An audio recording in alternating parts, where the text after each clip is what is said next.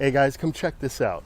We are having some amazing growth this year in the food forest. This is 9 years in the making now, and I just want to show you some of the different crops that are coming online at this point.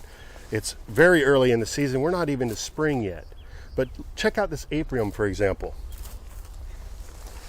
The amount of fruit set that we have on this tree is incredible. By far the most abundant we've had ever since I planted this in the ground. Literally hundreds, if not, well, there's well over 1,000 fruit on this tree. I am super excited about what we're going to be harvesting.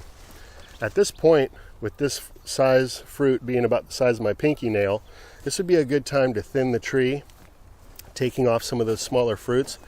I think what I'm going to do is experiment a little bit this year and just let the tree go and see. It's going to end up dropping a bunch of these fruits to balance itself out, but we'll see what it ends up producing without my inputs, and we'll use that as part of our knowledge base moving forward. But again, the abundance on these trees. If you're not yet growing fruit trees in your garden, in your landscape, I'd highly recommend you consider doing that. You just get so much back for the amount you put in. Next door here, we've got an apricot tree, and although the fruiting is not as abundant, it still is putting off a nice amount of fruits, and there's still a lot of flowering occurring on this tree. It's a bit delayed after the apium. Now check this out. This is an all-in-one almond next door. We don't have a pollinizer for this tree. This is a self-fertile almond tree. And look at the amount of density of almonds.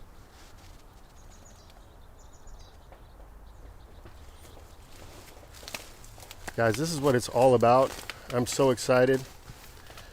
You put in the time, the effort, you have the vision, you start building the garden, the food forest of your dreams. And once it all starts coming together, the rewards are just amazing. And to think I almost removed this tree from the garden because of its growth potential, being that it's in this hedgerow and it's planted quite densely with the other trees. I'm so glad I didn't at this point, because what I ended up doing is just prune it to better fit in. I'm going to allow it to get taller than some of the other trees, so taller and more slender, not quite as bushy. And I did that after taking a stroll in a traditional forest, and I was reminded at that time how trees in a forest that's just growing naturally, they can be 1 foot, 2 foot, 3 foot apart, and they still survive. They find their way to the sun to get photosynthesis, so I'm going off of that. Some of these other stone fruits in this hedgerow are just beginning to flower. Check out this white nectarine, the blooms on this tree. Is this not beautiful? What an ornamental tree. It's by far one of the most beautiful flowering fruit trees that I have back here. I'm expecting great things from the white nectarine this year. And next door, we've got the Florida King peach. And check out the fruit set once again. We're loaded with peaches. Approaching probably over 1,000 fruits on this tree. And a couple things did come into play this year to make this an extra abundant year for us. One being that we often will get late freezes, which can be really disruptive to some of these stone fruits that bloom and set fruit early. But this year we've had a really mild winter, and as a result, we're keeping all the fruit that's been developed on these trees. And check out the jujube tree. We've got 2 of these. Last year, we just had a tree that was about 5 feet tall with a bunch of these little stubs growing off of it. We got an amazing fruit set. This year, we got a lot of lateral branches that have formed, survived over winter. So we're gonna have a much bushier, more abundant tree. Really excited about that. Next door here, we've got a Valencia orange. We've been harvesting oranges from this tree now in succession with the Washington navel that's just behind the camera there. And it's very nice to have oranges 6 months of the year fresh out of your garden. And that's pretty much what we're gonna end up with. But this tree's got a lot of new growth. All the new tips are growing out abundantly. Over here, we've got the Peter's honey fig. And you can see we've already got some little figs developing here towards the tip of all these branches. We get 2 crops of figs. It's almost like a consistent flow of figs on this tree. So we're looking forward to some more figs this year. Other trees like the pomegranates have been pruned well over the years and are now starting to flush out their new growth. There's so much new wood on these trees, and we had a great harvest last year that I'm just really excited about what the potential is for these trees this year. And then next door we've got an autumn olive. This is a cold hardy nitrogen fixing berry shrub, and if you look closely here you'll see there's a lot of these little small trumpet like flowers all over the shrub. Now these do need a cross pollinator, and I've got another autumn olive over yonder on the other side of the yard. So I'm hoping that we get some good cross-pollination and some fruit sets this year, but looking great there. Another citrus that we've been harvesting from is the kumquat. These kumquats are perfect right now. You just barely touch them, they come off the tree. If you're not familiar with the kumquats, you eat the peel and all. Delicious little fruits, loaded with vitamin C. People make preserves out of these. You can make jams, jellies, or you can ferment these as well. Now you can see all the artichoke plants that I planted as an understory to the fruit trees have really taken off nicely. Doing a great job working as a living mulch, helping to keep the soil protected beneath the trees, and also helping to protect the trunk of the trees from sunburn or sun scald. So I really like this technique. I do need to go around and do a bit of thinning and pruning and chop and dropping with these plants. That's another great benefit to the artichoke.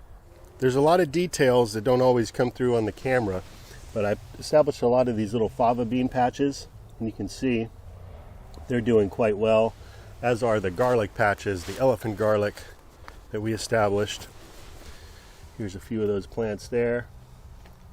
Also, a lot of the perennial plants are starting to re-emerge. Like over here we've got yacon, which is starting to come back up. There's no real reason for this protection cage to be there. I often use these cages, by the way, to keep plants protected from my chickens when they're young. But we have yacon sprouting up in several different areas throughout the garden. When I do prune back the growth late winter, I leave these little shoots sticking up that just rot away, just as an identifier where the plant is. So here we've got a red currant shrub, and you can see now it's starting to bud out and waking up from winter dormancy. And just behind this plant, we've got the loquat tree. And you can see the fruiting occurring on the loquat as well.